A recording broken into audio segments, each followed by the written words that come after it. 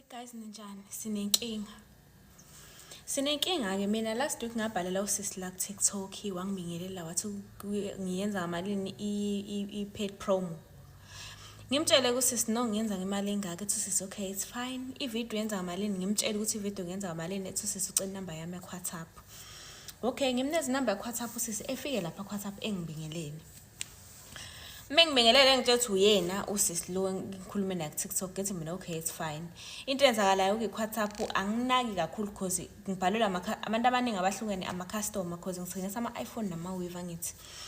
Usisi asoke lapha ethi okay ngizokusendela ke imali ukuthi ungenzele le promotion ngipromothela lapha. Ngithi mina okay sis. Kuthi engayifaka imali usisi nami anginakile because ngisebenza ngama customer ngithi kuze kuthi Sunday engibhalela njani sisi hey njalo ngizoyifaka njalo imali ngingakhohlwa ngizoyifaka ngelilale ngayifakile esho Sunday ngithi mina no it's fine Sunday ikiswe nginje ngingekubhizanga ngithi no it's fine usisi ekuze ukuthi ngiyibuza kodwa hayibo uyaphela futhi lo Sunday akayifaka ngusisi ebuye Monday mengidlalele nje Monday ngibone i-notification again 600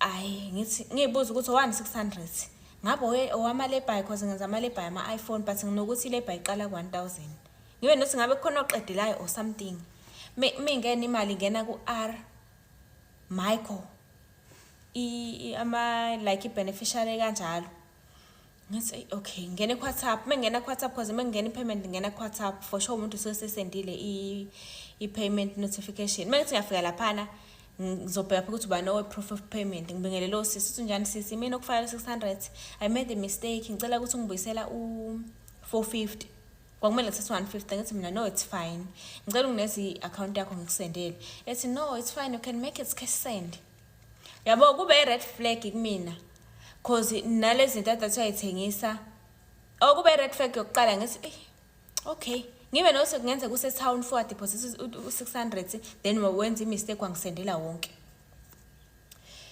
ay ngimsendele ngocash send for u450 asuke lapho angisendele special sakhe owayithi ngisiposte kakhulu isama wave awu3 u30 inch abawu3 aba1300 ama curls i straight hair I fringe le hayibo ngimbuze no sis lama wave akho I synthetic athi no Brazilian hair la ngorder khona bayenza nje special esosokolo yi1 guys o30 inch abawu3 30 inches abawu3 straight hair curls I fringe yo lingishiye guys ngibe nokuthi sengizokwenza njani ke futhi manje ngimbuyiselele imali yakhe but nje ngithi hey angiposte but yabona ke le ngifaka kuyona angizwa kahle ngimpostele it was like 5 PM Monday ngimpostele nginakho vele ukuthi istory bazosibona kahle abantu kusasa izolo ofisha izolo ngoba nje istory sikanjalo ufetana uthi uyaposta abantu bebuke nje same time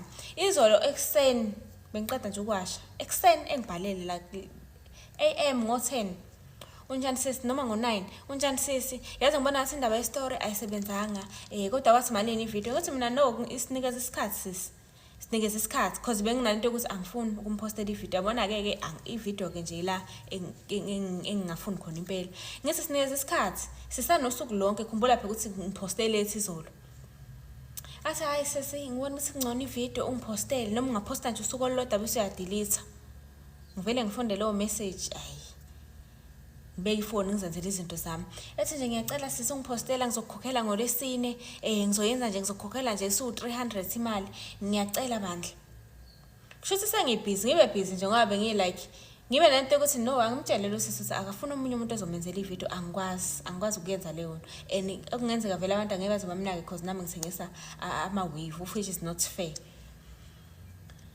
ngingakaphenduli nje after mhlawumbe i-hour buya ethi oh no it's fine ngizokukhokhela ngizoyifaka imali sisayikho inkinga unomoya ophansi ngalendlela nalapho ngisasebhiza ngibuka leyo message ethi suka lapho ngize i-notification ngicheck amase ngeze notification mina like ama uWhatsApp awu report angizwa uma ku WhatsApp mengithi ngiyabuka 650 okay ngingena ku WhatsApp ngiyocheck ukuthi ubani lo wenza payment uyena hi sisi njani yimini wenza payment ngiyenza mistake again ngakufayela 650 ngicela uthathe 250 ungilethele u400 Oh, mesho njalo guys kuvele kubuye kumina. Methi ngiyabuka ama-beneficial, ama-insurance u-N Lesunyane.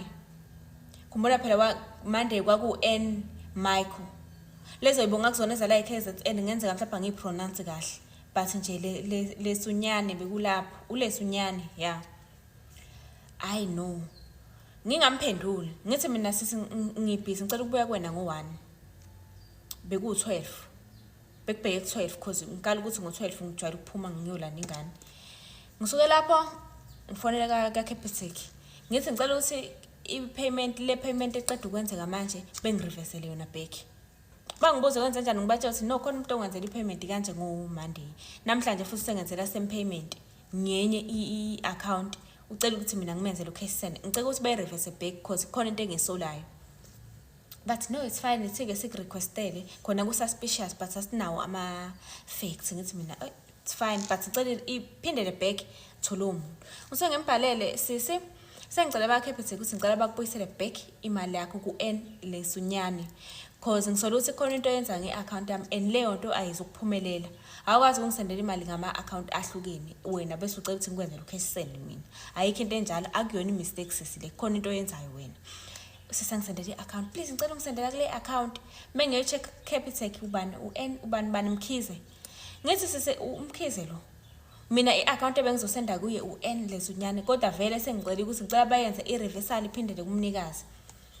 First ngene Capitec ngikhipha imali yama-customer bathi khona imali yathi khona yama-customer afaka imali ngikhiphe kusale u700. Kasisi 650 kusale 750 ngishiya 100 rand lapha ngishiyele ukuthi khona i-app engisebenzisayo ukusave imali u-Stash app. So iyayithathela ngishiyele ukuthi ingadecline mithatha. Ngishiye nje lo 100 rand no 650 wakhe. Ethi sisi wazwangimonazela kodwa.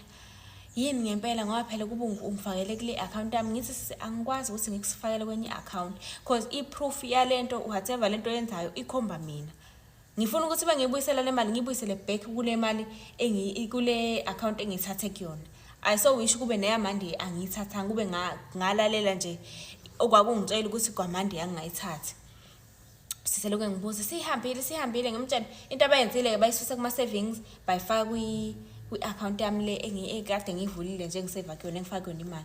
Bayisuse lapha bayifaka kwenye account. Khona ka-Capitec bangayireverse yabuyela kumnikazi.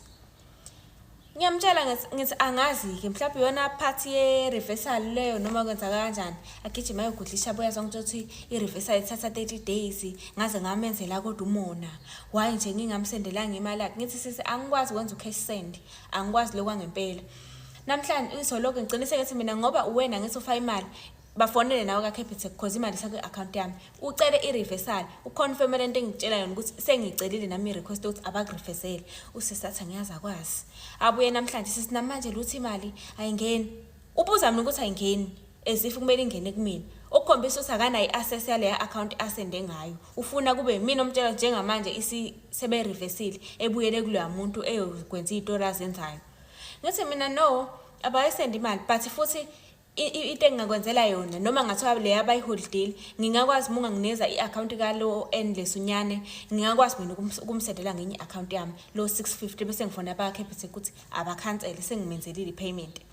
Athi sisi lo muntu useyanqaba ukumnikeza i-account yami ngicela ukuthi ngicela ungilethele i-account ngikubuyisele back imali yakho uyanqaba usisi uthi nje kahle kahle wena i-scam uyamgostela. Ngithi ukugostela kanjani ufuna ukumbuyisela back imali yakho ngisendela ama-screenshot akade wenza manje ngo-10 ekhuluma nalo muntu uthi ngicela ulethe i-account ngikubuyisela imali yakho uthi lo muntu no it's fine sis ungabisayiletha ngizodila nawe like nje ungisendela ama-message angaka ukuthi angimenzele u-cash send ukuze izosale semsendela lo muntu ngiyanqaba uyabona-ke njengamanje ngiyanqaba nayo because ngisayibona kwi-account yami angazi noma ka-Capitec sebevele isizohamba noma kwenzalani but ngisawubona lo 650 ngimtshelile ngathi letha i-account ngingakusendela ngenye i-account ngikhathele ka-Capitec akafuni naleya account yala muntu uthi angisende kwenye and ngithi angeke ngize ngikwenze lokho because kusho ukuthi labantu abaskemayo wena bayokhomba kumina and angifuni leyo nto ngiyirong ini guys ukunqaba nale mali because nami ngilinda ba-Capitec beyithatha bayibuyisele back uma bangayibuyisele back ngithi akalethi i-account njengamanje ngimsendele manje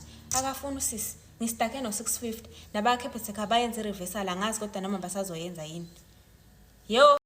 Hello Mzansi, welcome to Mgosi waseMzansi. Ayibo guys, this is really suspicious. I mean ngibani umuntu loku akusendele imali le extra ngemistake lokathi mendele cash send wena, does it make sense? Khona nje na scam lesichubekako lana, and I really don't blame the lady makathi yena aka hambe bank, because wow, what? Uloko nosenda imali eningi uthi mina ngiyibuyisele ngi-cash send kanjani? Wena you're scamming people and ufuna yonke lento lena ibuyele kulo ntombazane, because it really doesn't make sense. It doesn't make sense. I'm glad ukuthi ushilo nje girl ukuthi ngeke ungize ngize ngikwendele i-cash send, ngeke nje, because vele this is really suspicious. Wena what's your take ngale ndzaba leceda kukhulunywa ngulo sisi? Do comment your thoughts down on the comment section. Don't forget to hit the notification bell. I'll see you on the next one. I'm signing out. Goodbye.